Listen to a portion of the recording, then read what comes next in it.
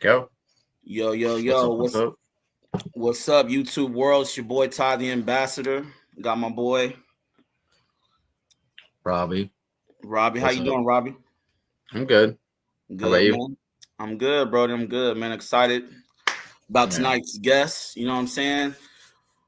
Here at the fourth round on the Is We Pod Network, man. We've been blessed, man. You know, we've had the privilege of being able to interview people who are considered legends in their fields.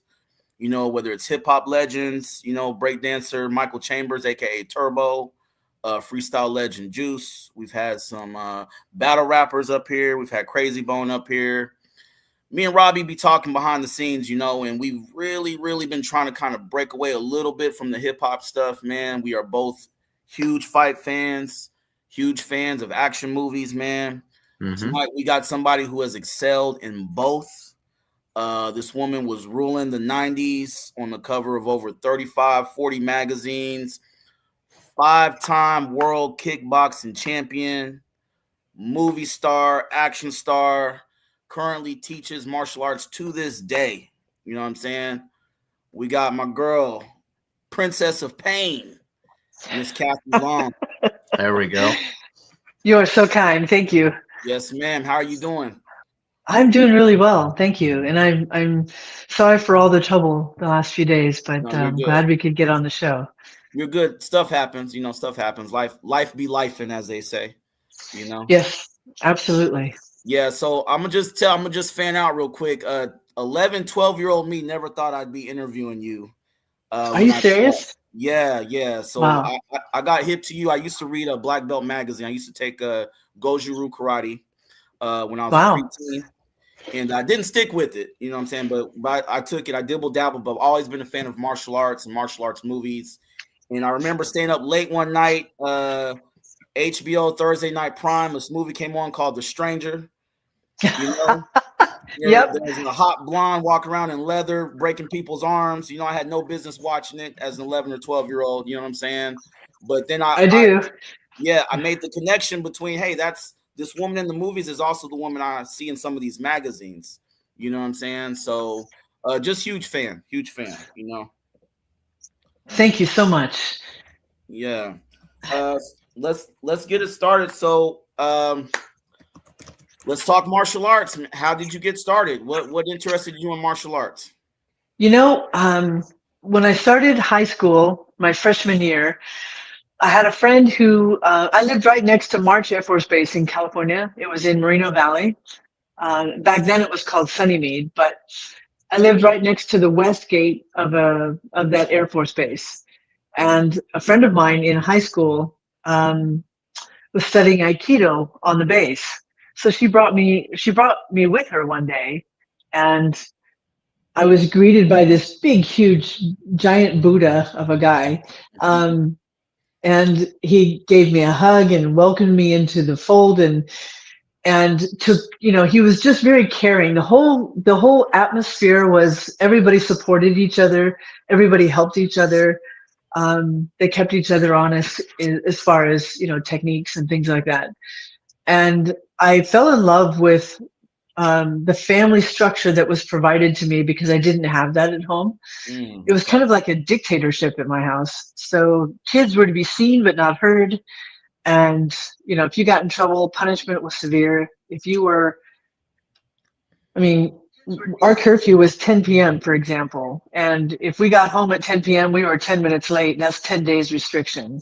Mm. Wow. Is that sort of concept. So I really loved martial arts at that time, and I loved my instructor, and I loved the atmosphere and the environment that he created, which was very supportive and nurturing. And I clung to that. And when I got my black belt in Aikido, and then I went into I met a young man, and he was teaching Kung Fu Sansu out in the park. Um, and when I got into that, I really came alive and just really loved the. I hate to say it this way, but the violence of it was a little off-putting at first. But once I got into it, then I realized, there's vital targets on every human being, no matter how big and strong they are. You can hit somebody in the windpipe, and if you hit them hard enough in the right place, that's it.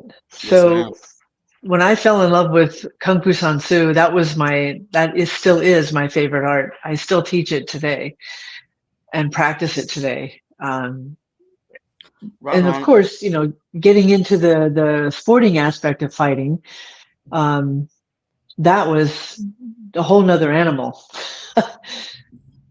Okay. I got a question for you, Miss Long. Coming up in the 70s and 80s and being a female studying martial arts, because a lot of times we tend to, for whatever reason, we associate martial arts with guys a lot of times, right? You Oh being a yeah. you being a female coming up in that era, what was the perspective of other girls your age when they found out that you were studying Aikido and Kung Fu? What was that like? They were really surprised. And when I say when I grew up in the martial arts, the school that we opened, my boyfriend at the time and I opened this school. We opened it with a song and a prayer and scraped together whatever money we could to pay the first and last month's rent. But there were only guys training in that place, in that Mm, facility. Women did not come in and sign up. So I was the only female there, and I got really tough because of them. okay. Okay. So did you There was have to also practice? times, I'm sorry, please go No, ahead. no, please go ahead. There were also times when I'd be covering class, later as I got more advanced in the belts. A guy would walk in, and this was typical. A guy would walk in and say, "Oh, who's your instructor?" I say, "Oh, my instructor is Eric Nolan. What can I talk to him?" And he goes, "Oh, he's not here right now." And he'd say, I said, "But you can talk to me." He goes, "That's okay. I'll come back." Mm. So kind of treating you like a second class citizen almost. Pretty much, like, because I'm a woman, I really don't know what I'm doing in martial Right. arts. When truthfully, I took it so seriously that I ended up bouncing in a bar, and I learned a lot about how real fights work, Mm. not in the martial arts. Um, Got and when you're in a bar with guys who are really drunk, they have a delayed pain reaction. They're gorilla strong, and you. you know it takes a while. So I learned what works effectively, really effectively, and what doesn't. When you're hitting somebody in the windpipe or the nuts, the testicles, um, those are the two, and the eyes. Those three are the top vital targets, I would say, Yeah, that and would that take. has pretty much saved my butt many Mhm. times. Right on. So did you have to always practice against men? Men, yes, and I'm grateful for that Mm. because no matter how big or small a guy is, and he may be stronger than me, but you can't, you cannot grow muscle over your windpipe or over your testicles or over your eyes. You just can't do that. So those are really good vital targets to strike. And I mean, that sets up a lot of other things too. Like if I hit somebody in the groin and they're bent over because I hit them accurately and I followed through on the strike, that leaves other targets open. Oh yeah. I can hit him over the back of the head, or kick his knee out from him, or whatever the case may be. Because the nice thing about hitting one target is it opens up other targets. So I get to create a collision course. And that's kind of some of what you saw in the movie The Stranger. Mm. If you had watched Knights with Chris Christopherson and Lance Henriksen, and I was starring in that as well, you would see a lot of the martial arts that I teach. Okay. Yeah. So when you started practicing, you mentioned kung fu was your favorite, but besides that, what were some of your other ones you like to practice the most? I've fought professionally in MMA, Muay Thai, kickboxing, and boxing. Yeah. Um, and I guess to ask what my favorite is of those four, all those contact sports, MMA obviously is the most complex. and putting it together as a sport is, you have to be strong in every aspect. Like if you're not a really good wrestler, then you could be easily taken down with a single leg takedown or a double leg. It If you also just feels know much more Brazilian Jiu-Jitsu, chaotic. it does. It does feel more chaotic, but knowing that you can elbow somebody in the face, to me, was a godsend in that sport. It's like, wow, I can do that, and I'm not going to get penalized for it. This is awesome. Uh-huh. I think kickboxing was probably. I mean, that's obviously what I won my titles in, and that was, and all my sparring partners were men, and they're the ones who taught me everything that I learned in kickboxing, everything. Wow. Kathy, you had mentioned learning the martial arts kind of like in a formal setting, like a dojo, like a school. Yes. And then finding out, like in real time, what does that look like? Everything that I'm taking in, everything that I'm learning, what does this look like in real time? Could you mind explaining to us and our audience? Could you describe Kathy Long's first fight, like your first physical fight? Yeah. Was it at recess? Was it at a bar? Was it in the street? Like, Okay. what happened? My first physical fight, in I was in how old is it when you're I was living in a trailer park, and there was a gang of girls who were known for going around and picking on other girls. And I have a twin sister, so they would come and try to beat us up and pick on us. And we were good at running, but they were fast too. So it was one of those things where who could run to the gate to get to my house faster than. But one day I came home after my sister and I had escaped the girls. My mom was watching an old western. I don't know if you remember the Wild Wild West, that show. Okay, good. So James, the lead character, a few guys had come up and approached him, and they were all going to try to beat him up. So he ended up fighting several guys, and for some reason that stuck in my mind. So the next day I go to school, and there are those girls ready to pounce on my sister and me. And the biggest one came walking toward me, and she was just swinging her arms like this, trying to hit me. And I just ducked my head and swung like I would a baseball bat. And I hit her in the stomach and bent her over. And when that happened, I saw her bent over, and I hit her over the back of the head. And she fell to the ground and was crying. And I grabbed my sister's hand, and I said, "Let's go." And we ran home. Awesome. But that was my first real fight. Yes, ma'am. And I was just blown away at my ability to do that after just watching it on a show. And I really wasn't paying super close attention, but I just saw what he did. And I saw the same thing when she was coming at me. So I just thought, okay, here we go. And I just tried it, and it worked. That's awesome. I had read up on you, Miss Longa, in preparation for the interview. You studied Brazilian Jiu-Jitsu as well.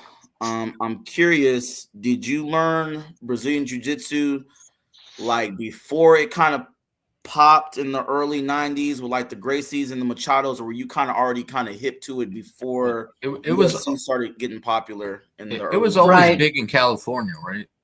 Well, that's just it. When the Gracies came and they wanted to create this sport, because I color commentated the first UFC, and that was in '93.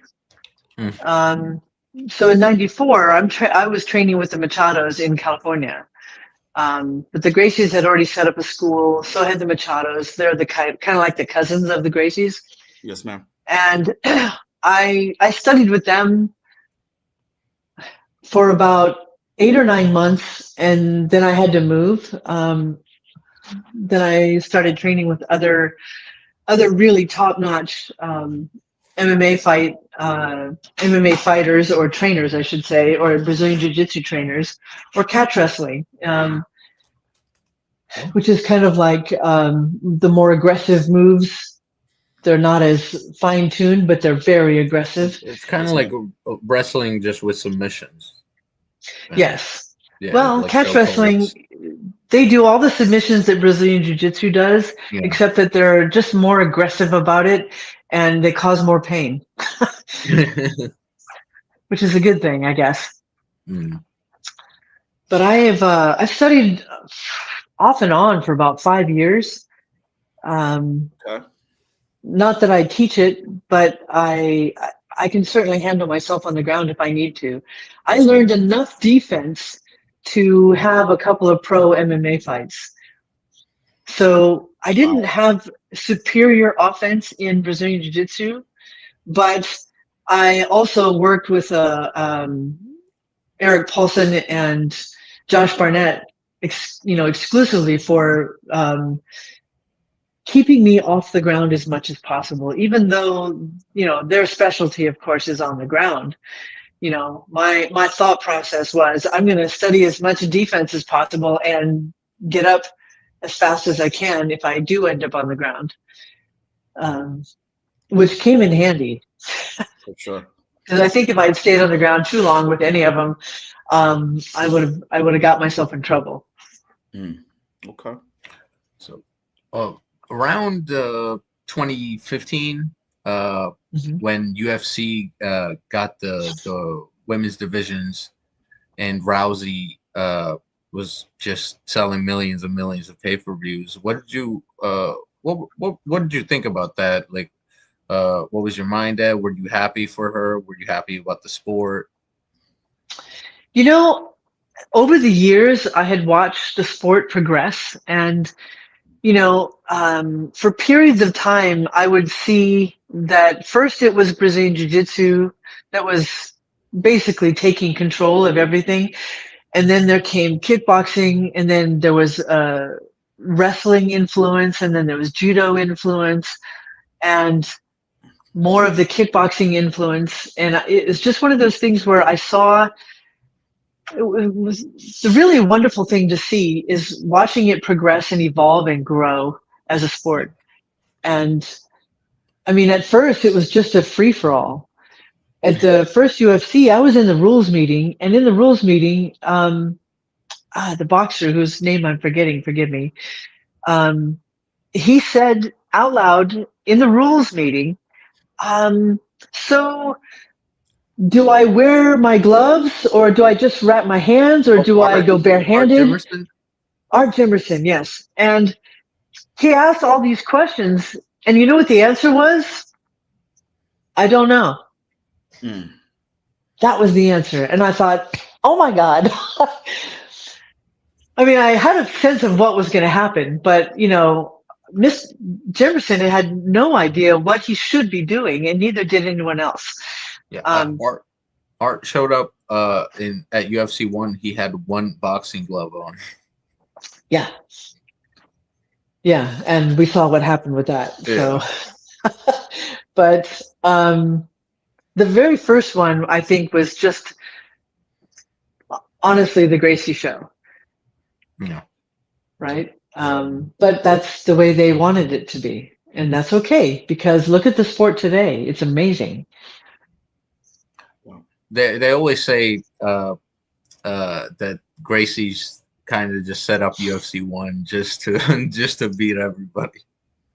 Well, the sad thing about not only the UFC one, but afterwards, when they were literally traveling to different schools and challenging martial Yeah, arts instructors and hurting them, which but I yeah, thought way is back in the so day. horribly distasteful. Yeah, I mean, yeah, there's a lot of stuff from back in the day that there's like, oh, look at this VHS garage fight with the Hoist and Right. some guy in California who has no idea what he's doing and is just absolutely getting destroyed. Yeah. Well, the sad thing was, I think they didn't quite understand what the rules were. Not the Yeah, Gracies, but the other martial arts instructors. And one of my colleagues, who I had been at his school several times, and he also taught Sun Tzu. And he ended up grappling with one of the Gracies and got his arm hurt really bad. And I think back then guys didn't even know how to tap out properly. I think you're right. I think they didn't know how to tap out and they didn't quite understand what they could do and what they couldn't do. Yeah. So, because I don't think it was explained very well, and it basically just made the Gracies, to me, in my mind, it left a bad taste in my mouth. Mm. I was really disappointed by their behavior when it came to that. Mm. Because if you're a martial artist, you know, and I understand that they were doing a friendly challenge, but friendly wasn't very friendly when they hurt somebody. Right? Right. Yeah. Miss Long, how did you get into professional kickboxing? How did you go from studying and kind of finding your way, finding your identity in the arts, and finding your comfort zone to like, hey, I'm gonna fight for money. I'm gonna make this a living. Well, can I tell you about my very first kickboxing bout? Yes, ma'am. Or Absolutely. have you already researched that? I mean, explain it to our audience. I Okay, did a little bit of research about it. It's pretty crazy. got it. It was. In Kung Fu San Soo, there's no way to compete because we do actually hit our targets. We hit the groin, we hit the windpipe, we hit the eyes, we break the elbow, we stomp on the knees. So you can't compete in that in tournaments, right? Yeah. Um, so I would go to tournaments just to do something extra different and compete in forms. And there's a girl who kept challenging me to fight her in point fighting. And I said, look, I don't do point fighting. If you want to step out back and fight, we can do that. She didn't really care for that. And I left it alone. But then her instructor called my instructor and asked if I'd be willing to do an exhibition bout because she weighed 190 and I weighed 120. And yeah. And I said, okay, what are the rules? What are we allowed to do? And they said, well, you put on gloves and you're allowed to punch and kick each other as hard as you want. And I said, I'm in. Let's do it. And I had never been so scared in my entire life. And I discovered a lot about myself that day, that the more afraid I am, the harder I hit people. Okay. So I answered fear with action. Yes, ma'am. Instead of freezing. And that was a wonderful discovery because after that kickboxing bout, Peter Cunningham was there, who is a 7-time world kickboxing champion. And he looked at me and he goes, you're going to be a world champion. Oh, wow. And I just politely said, thank you so much. I appreciate that. But I didn't even think about it. I was just grateful to get out of that bout, in one piece. And, they didn't announce a winner because she weighed 190. I weighed 120. It was just an exhibition. But man, I was so hooked on the adrenaline that I just needed to fight more. I really wanted to fight as much as I could because I was hooked. I was hooked. Okay. Was it tough to get fights back then? Yeah, actually it was. I ended up having to fight a lot of guys back then. Sometimes I did boxing matches. Sometimes I would do kickboxing matches. And every once in a while, I'd be able. They'd have a female that I could compete against who was at my weight class, which is good. But it took a while. And I think over the years, I'm just so grateful for my sparring partners because they were all men, and they all taught me a ton of how to fight. Yeah, kind of helped you help prepare you, basically. Not only that, they taught me how to hit hard. Okay, I got a follow-up question to that. So the 90s, you're blazing, you're on fire. You know what I'm saying? You're winning titles, you're knocking people out. They're calling you the Princess of Pain, right? The Queen of Mean, right? You're making a little bit of money. How did Kathy Long's life change during that time? Were the girls that used to chase you and your sister, did they stop chasing y'all? I mean, what were they saying? Like, how did your overall, I'm joking, but I'm being serious. Like, how did your overall? No, I totally understand. Yeah. I was looked up to. And Okay. when little girls would come up to me and say, "Can I get your autograph?" and that was a great fight, it meant a lot to me. It meant that, you know, there oftentimes when you look up to somebody, you don't know what kind of a human being they are. You don't know if they're a decent human being or a schmuck. You just don't know, but you find out, of course. And I realized that when a little girl is coming up to me and saying they want to be like me or they want to grow up and have kickboxing fights and become a world champion, it meant a lot to present myself and be actually the best human being I could be, and not just a superior fighter, but to be a good human, to be caring. And not that I wasn't before, but it was just really um, cemented that and drove it in to be an excellent example for these girls, because you can be a great fighter, but sometimes you're not a great human being. And Mhm. it's so important to be both if it's possible. I love that. I love that. Thank you. So what what's something you're still obviously involved in martial arts and training? What's something recently, and it's always ever evolving. There's always something new coming around. So what's like a training method or something that you learned later on that you wish you had back when you were Hmm. competing? You know, I can't say that because of learning all these different martial arts, I'm not, I'm not a black belt in several arts, but I'm a lifelong learner, and I absolutely love learning and adapting and streamlining and teaching. Teaching teaches me an awful lot. It teaches me how to work with people because not everybody learns the same way. Um, and that has happened over time. But I've also been able to perfect my art, and even though it's still evolving and growing, I instead of having one strike coming at you and dealing with that one strike, I teach people now how to deal with multiple strikes, how to weather the storm and block and evade if need be, and then go for a vital target. I didn't have that back then, you know, because I didn't have the concept of kickboxing or MMA or boxing or Muay Thai. So that really has become a really wonderful way of. Uh, I always tell people, I ask people, not tell them, but ask them, what is the highest attribute of a fighter? And everyone has their opinion. So what would you think the highest attribute of a fighter would be? Let's say there are 10, but the number one attribute is, what do you Either think? durability or intelligence, one of the two. Ooh, you're so close. Honestly, what I think um, is knowledge. Yeah. Because the second attribute, which is very close to the first one, is adaptability. Because if you can't adapt to any given situation, you're stuck. You're stuck doing something that, you know, may or may not work. And to have the knowledge to be able to adapt to any given situation that's needed.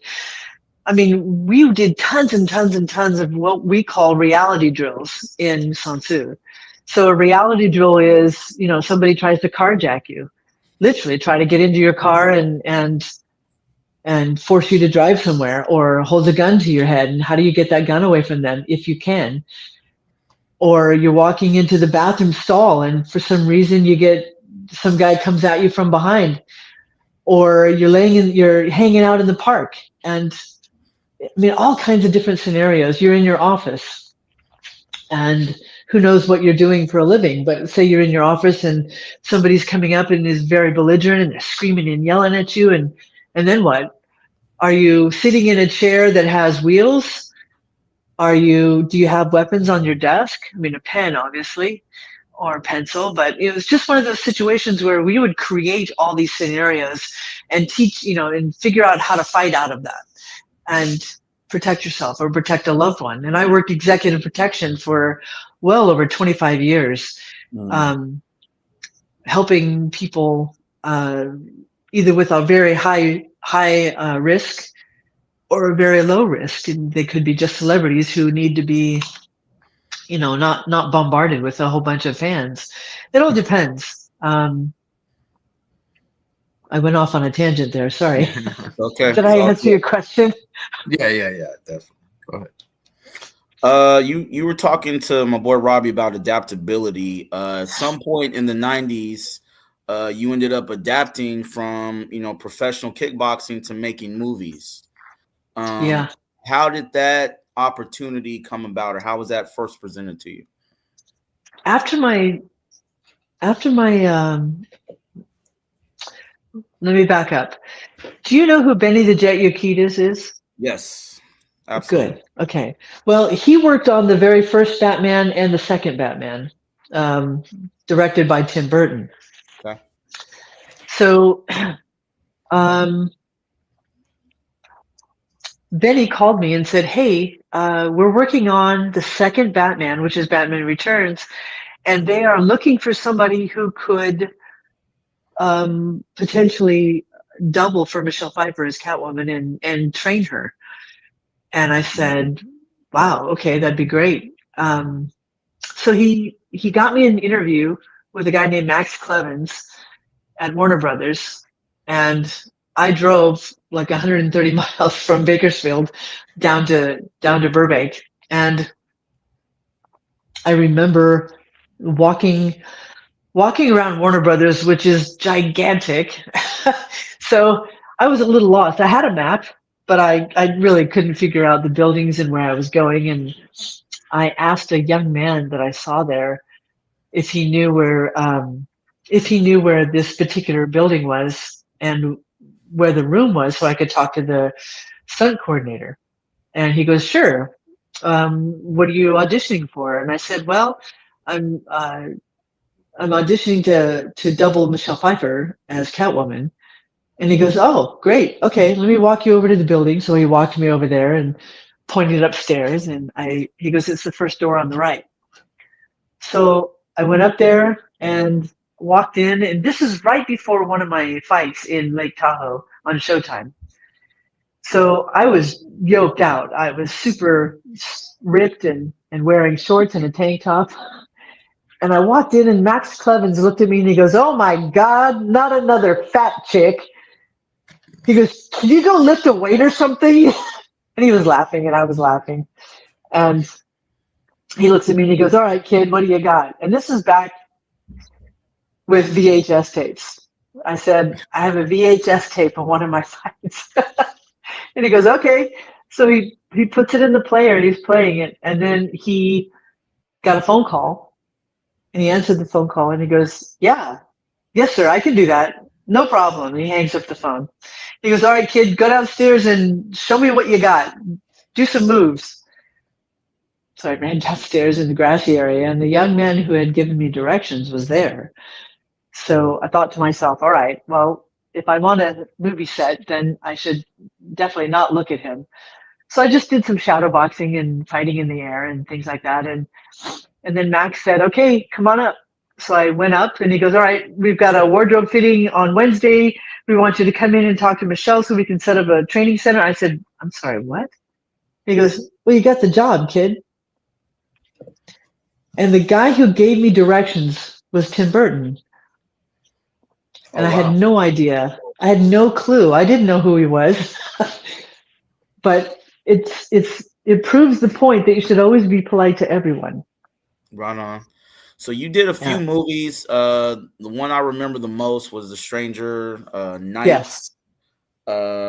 Is there one I'm missing from that time? Did you get to see Nights? In that time frame, there was also, believe it or not, Under the Gun, which was shot in Australia with Richard Norton. Richard Norton. Yeah. That's a throwback name. That's definitely a throwback name. Yeah. Couple more questions with the movies. I'm on the movie tip right now. What was more lucrative financially for you? Was it the kickboxing or the movies? Oh, the movies. Okay. Okay, look, for me as a female world champion, all I got paid was $10,000 for a world title fight. That was it. Mm. It's crazy. Where guys are making so much more money, Okay. And then a tons follow. more. And people, Oh, the men's champions made a lot of money. Yeah, they did. I mean, follow. I'm just grateful to know right now that women are getting paid a lot more money to fight now, Oh yeah. For which sure. is excellent. I'm so glad for them. With the films, like I said, I'm stuck on this because I'm fascinated by it. I feel like the class before you, like the '80s, was like like Chuck Norris, Van Damme, and I feel Yeah. like you kind of came in with that class with like Billy Blanks, Jerry Trimble, Don the Dragon Wilson, Lorenzo Lamas, these people, right? Yep. What's your thoughts on like the newer class of martial arts action stars, like the Tony Jaa's and the Jason Statham's? Like, who are some people that you I look at and you're like, yo, that was awesome? Like, I gotta say, Jason Statham, to start with him, and okay, what a great actor for one, and two, he looks like the way he moves. He looks like he's been doing martial arts for a long time. I don't know if he has.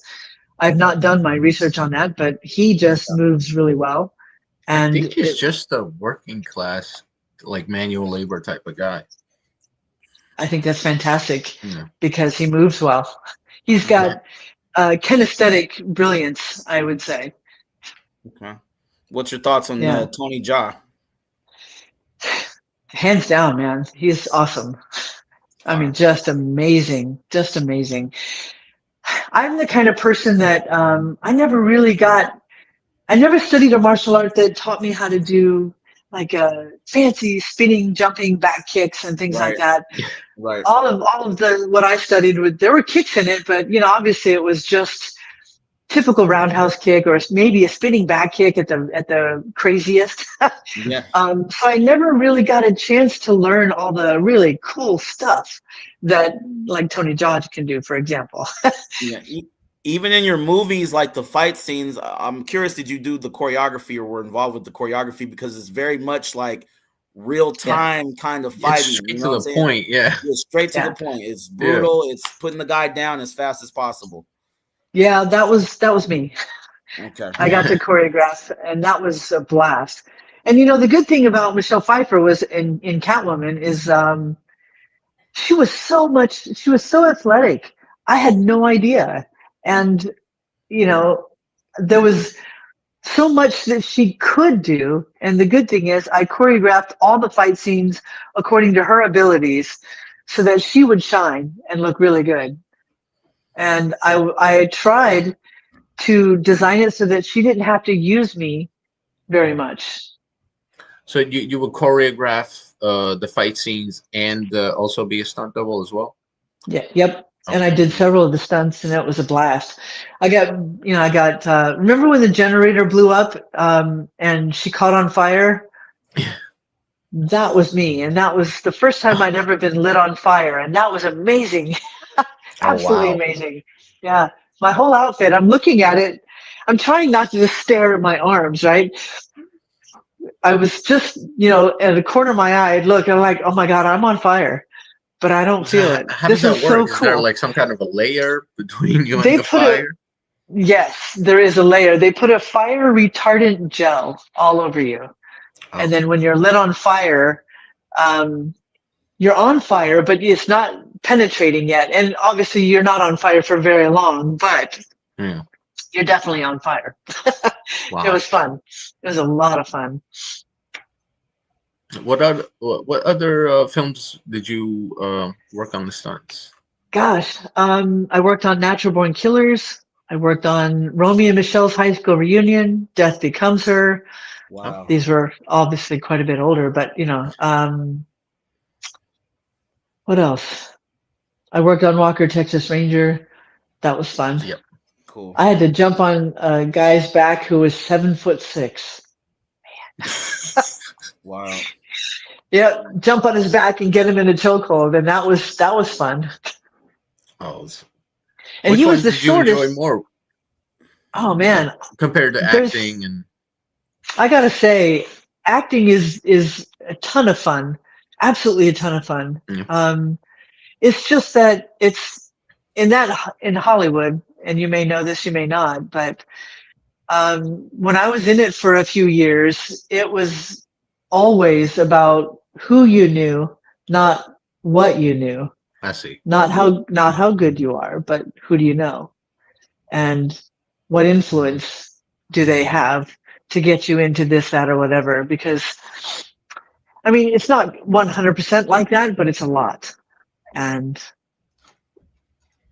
yeah, it was just something that I really got discouraged by. I see. Um, Yeah. Kathy, but I'm gonna acting is, go go ahead. ahead. No, go ahead. You go I was ahead. Go just ahead. gonna say, acting is an absolute blast. I can't say that I was super great at it, but it was a lot of fun, just a ton of fun. That's funny that you mentioned the acting thing because it's like you look back at some of those movies that were coming out, like late night Cinemax and HBO, these karate B movies as they call them, and it's like Yep. they're fun. They're fun movies. You know what I mean? Like Super Yeah. fun. I tell people all the time, movies are made for entertainment. Not everything has to be the Shawshank Redemption or some high True. quality thing. It's just like I just want to be entertained. The storyline's easy to follow. There's people getting beat up. There's hot women. It's entertaining. You Yes. know what I'm saying? So it's like, Yes. come on. Uh, Yes. listen, Definitely. I completely Kat- understand you there. yes. Mm. Kathy, I want to switch the cloth just a little bit, right? Okay. So in the late 80s, early 90s, I'm seeing you on TV, I'm seeing you in magazines, right? I'm doing my research, you're a very curvy woman, right? And you managed to show that back in the day with like a level of class, like even with the magazine covers and things like that, right? I'm Yes. curious to know, what do you think about like IG right now with women? It's almost like overpopulated with women of all ages, uh, pretty much dressing in next to nothing, twerking, Any and just all fitness kinds of content, just like crazy stuff God, on IG. What you do you think know, I think it's really sad, honestly, about how women because are portrayed now? yeah, that they've been betrayed this way for forever. I looked at it this Right. way. I got offered twice by Hugh Hefner to be on Playboy magazine. Mm, Twice. He asked me twice. And I've been to his house, I'd been to his mansion. He's a huge fight fan. So, we would watch fights at his place, but I would never accept an invitation to be a centerfold in Playboy because I just felt that that is not the right message to give. And that women have to do this or resort to this just to be popular, just to be seen. Um, it's really unfortunate because that's not the right way to be okay. uh, a role model for somebody. Okay. Very cool. To get back on the acting kick for a minute, I Yes, seen that as you got older, got up there in age, you're still competing, still sparring, still teaching, right? So you're active on the martial arts yes, scene. yeah, What type of paycheck needs to be offered to Miss Long to do another movie, even if it was just a cameo fight scene? Because God, I still kind of want to see you pop out. Like I you, still like you, the movie nerd in me still wants to see Bolo at his age, just for like 5 minutes. yes. You know what I'm saying? What would Bolo's it a take? tough dude, man. Yes. What would it take for Kat Long to come out and be the villain and do one fight scene at the end of a movie? I would do it for free. Damn, What? because I love the work so much. I love it. It's just so much fun to do the work. I mean, yeah, of course, you have to hit your mark and you got to do this, you got to study that and know your lines. But to me, all of that was just amazing fun. So I'd be happy to do it if anyone offered. I mean, obviously, I'm working a job right now, so they would have to cover that. But if I could take, right? But I swear I'd do it for free because I just love the work so much. It's fun. Man, I'm gonna call some peoples up, Kathy. Man, we're gonna make that happen, man. All right. All right, Robbie. you mentioned being on Texas Ranger. Yeah. Uh, did you meet Chuck? Oh yeah, I've known Chuck for a long time. Oh yeah. Yeah, he's What good was that? people. Yeah, He's was really that good because of the people. martial arts? Oh yeah, because of the martial Okay, arts. yeah. Um, yeah, and during his show, I mean, the episode that I did, again, I just love this kind of work. So I had a blast being around Chuck Mm. and all these other martial artists that are in there, and even his double, and it was just great work and great time, and that you get to see it over and over and over whenever you want to is really awesome as well. So, uh, were you a fan of him before? Um, I appreciated his work, Yes. so sure, you could say I was a fan. Okay. But in that respect, as a professional, um, everybody has always asked me who is somebody you've always looked up to, and the hard thing to say is there wasn't anybody I knew that I looked up to, that I wanted to be like, that I wanted to emulate or whatever. Um, just people who are good people. I see. Did you have anyone like that in when it came to films or? You know, I really enjoyed watching Muhammad Ali. Mm, I had at one point in my life, I had absolutely every single fight he ever did on Wow. VHS tape. wow. And I studied his fights. And there was a time I fought in Hawaii, and I just thought, I'm gonna try to practice the rope a dope and see if I can make her miss as many times as possible. I mean, Muhammad Ali, Yeah. yeah, amazing human being. I've been to his house. I had dinner with him. Wow. Oh Yeah, wow. this Fire. was later in his life when he was suffering from Parkinson's, Hmm. but he could still speak, and his body movements were still his own for the most part. But what a great guy! Just a great human being. That's People fire. always said even when he had Parkinson's, again older, you would always see him whispering to people, and they would be dying laughing. Yeah, he's so funny, incredibly intelligent. People think that oh, he's a colored guy, and he's just a boxer, and not at all. He had an amazing wealth of knowledge, and I really appreciated that. Miss Long, I just asked you what it would take to get you to step back outside as far as movies, right? You mentioned Muhammad Ali. Yep. I don't know if you've watched, but Clarissa Shields has been calling out Muhammad Ali's daughter forever. They've been kind of going back and forth online. Layla Ali says she's not with it. She doesn't want to give Clarissa that kind of light. We've seen Mike Tyson step back outside versus Jake Paul. What do you think about some of the older fighters coming back outside, kind of with these big spectacle fights, and it's really not taken super seriously, but it's a big payday for them?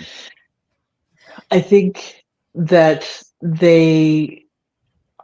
here's my humble opinion. I think that they have an agreement before the fight even happens, that they're not Yeah. going to kill each other, that they're going to put on a show, but they're not going to really try to destroy each other. And Right. they're there for the payday, obviously. Yeah. Um, but you can look at it as entertainment. I was disappointed to watch the first Jake and not Muhammad, Mike Mike Tyson Tyson. fight. Yes. Yeah, that Yeah, We was all that was were. I was bad. disappointed, very disappointed, because I thought, Mike, come on, Yeah. you Well, got it in you he somewhere. yeah, but well, I've after they canceled the first one because Hmm. he had to he had some kind of heart condition or something like that. I was like, this is just ridiculous. Mike Tyson or Jake Paul? Mike Tyson. Mike Tyson. Yeah. It, who knows? I mean, Mm. I know that he was so full of rage when he was younger, and Customato died, and he had nobody. He had no father figure anymore, and no one to guide him, no one to help him or protect him. And that's where the vultures, like, God, why am I forgetting his name? The promoter that I Don King. talked to, Don King, yes. So Don King was just exploited him and abused him and used him as much as he could. He Yeah. didn't care about Mike Tyson. He just cared that he was able to knock people out in a dynamic fashion. But, you really, there's so many things you have to develop. When you're a fighter, you can't just fight one way and then expect that to win every time. You can't. You have to know how to fight inside and fight outside and be elusive, and you have to know how to trick somebody and double up on punches and all kinds of things. I mean, if you don't know how to do that, and then I don't think Mike was actually continuing his education as far as learning more things about fighting Yeah. in that sweet science, and so he got taken advantage of and taken. He would, from what I understand, oftentimes he wouldn't get his full purse Mm. because Oh Don King wow. would take it. Don King would just, give him a small stipend of the money and then keep the rest of it. Yeah, definitely. When the Jake Paul thing happened, I think we were all disappointed. Because I was looking at the screen like this wasn't the same Tyson that I seen in the sparring videos from a few days previously. That You know what too. I'm Right? Yeah. saying? So I'm like, yeah, there's Right? something fishy going on. But my man got paid, I guess, so more power to him. I'm glad he made money. Some real quick questions for you, Miss Long. What's your Sure. favorite workout music when you spar by yourself, when you're going solo? What do you like to listen to? Um, that's a good question. I love so much different type of music. I Okay. mean, I listen to hip hop and I listen to um, the old, what's it called? God, forgive me for forgetting the name, but a style of music. Dang it, cat. Anyway, sometimes good upbeat music, Okay. or sometimes classic rock, Okay. or sometimes really upbeat jazz. Okay. Okay. I like a variety of music. I grew up listening to music of the day, rock and roll of the day in Okay. the 70s and 80s. And then my mom and dad only played classical music. And then from there, I fell in love with jazz, and then I fell in love with hip hop, and then I fell in love with, you name it. Uh, Okay. Uh, so all kinds of music. okay. A lot of martial artists talk about when they're practicing the arts, they have like a spiritual connection or spiritual awakening, right?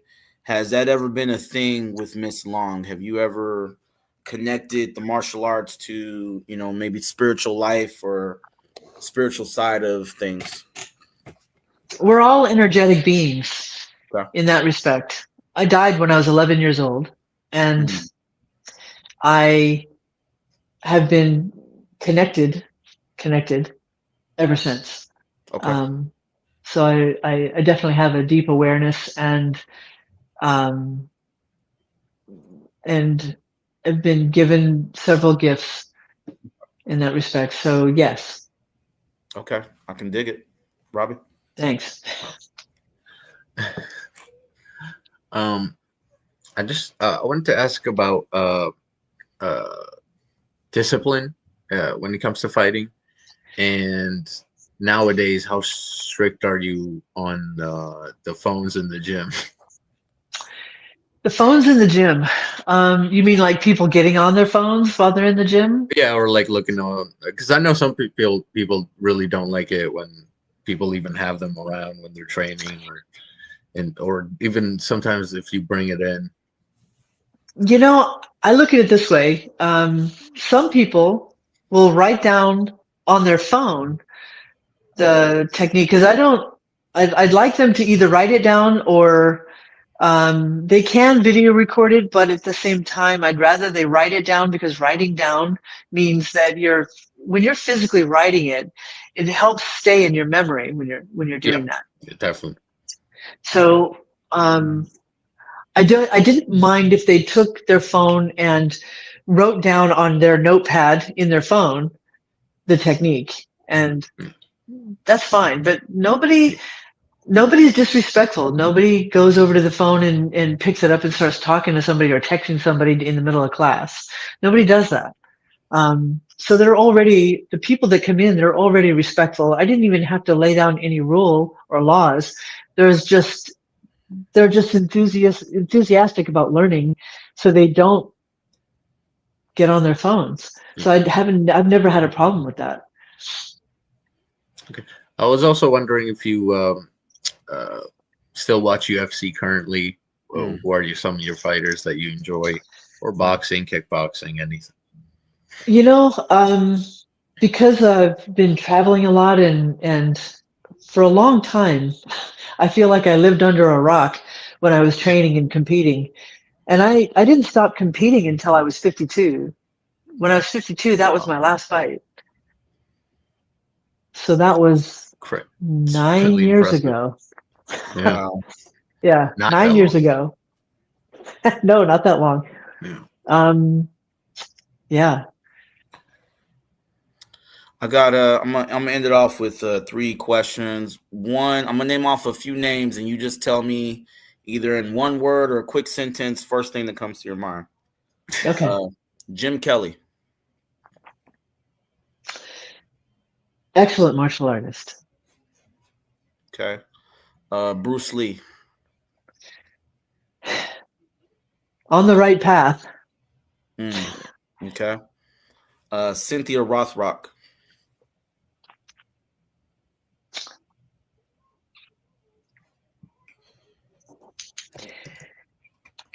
Innovative. Expound on Very that. innovative. Expound on Well, that. because she is the kind of person who is an amazing self-promoter. She will get people interested in, what she's doing. And I worked with her several times, all through France and Germany, and also with Richard Norton. And she is the kind of person who will promote herself and is not shy about it, and there's no shame whatsoever. And I think because of that, she still has a great name, and she still teaches, and she still travels all over the world. So do I, but she does so more than I do. That's for sure. Okay, I got one more name for you. One that you don't hear a lot from mainstream. Gene LaBelle. Dean, that guy. Every time I go to the gym and he's teaching class, I would pray to God he did not bring me up to demonstrate on. Because we all know when he does the something chicken, they called it, the floppy chicken, where he would get somebody in some sort of hold where they would end up flopping around because it hurt so bad. Man. Yeah, Okay. and the story is about Steven Seagal and I was about to say the Steven Seagal. I know. Do you know that at one point I was at a production studio and I was talking to a producer? This was when I was working on Natural Born Killers with Oliver Stone and Juliette Lewis and Woody Harrelson. And I walked in and sat down at the desk, and the guy looked at me and he goes, "Steven Seagal." And I said, "What about him?" He goes, "Is that guy for real?" And I said, "He's really a black belt in Aikido. So am I." And he goes, "Why is it that he walks in, pulls his gun down, sets it on the desk, and then demands this, that, and whatever else?" And I don't remember what he was saying, but he was demanding a certain amount of money. He was demanding, certain days to shoot or not shoot. And I looked at him and I said, some people are just very demanding. It's crazy. It's a code word. Right on. Uh, two more quick questions, Kathy. I have 3 daughters. 2 that are older. One is 8. One is 10. I've been kind of putting them in some kind of martial arts, but I've been telling them, like, preparing their minds, like, you are going to take it, like it is mandatory. How important is it for females to learn to defend themselves? It is incredibly important. Please, if you get your girls into martial arts, get them into something that is going to teach them that even though there's a big guy who grabs them, don't worry about their hand grabbing your wrist. You immediately go to a vital target, eyes or windpipe or testicles, because those are 3 areas right there. I mean, there's also the brachial plexus, as well as the base of the skull and the ears and things like that. But the 3 main vital targets are the eyes, the windpipe, because that's easily crushed, and the testicles. And if you can find an art that will focus on that, as well as other secondary and tertiary targets, but not to worry, like, I just find it ridiculous when they say, oh, when the guy grabs your wrist, then you do this, and you hold on to his wrist. And it's like, why? When his eyes are right there, and so is his windpipe. And that'll end the fight now, now. And that's what you want. Yeah. Right.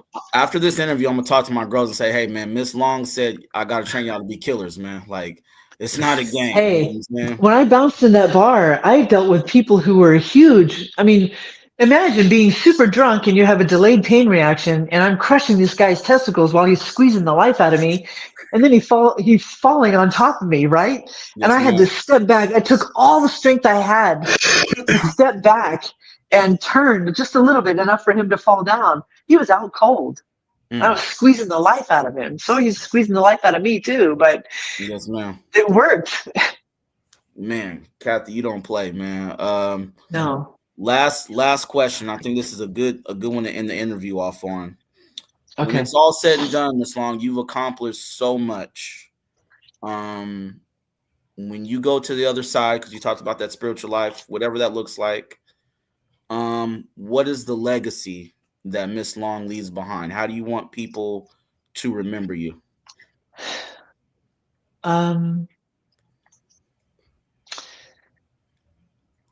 You know, one of the most important lessons in life is, well, let me back up. I was teaching a seminar not too long ago in Virginia, and somebody said, yeah, you know, love really hurts, doesn't it? And they looked at me and I said, no, love doesn't hurt. It's the lack of love that hurts. So it's very important to not only stand up for yourself, not only teach yourself to place boundaries, but to do it with love. And sometimes that's a hard thing to do, but to be the most caring person you can. Obviously, you can't help everybody, but if you can help, do. If you can help, if you can do something good for someone that's going to help them in the future, or help them even for that day, you know, you should do it. If you can, you should. And should, using that word should, is not the right word.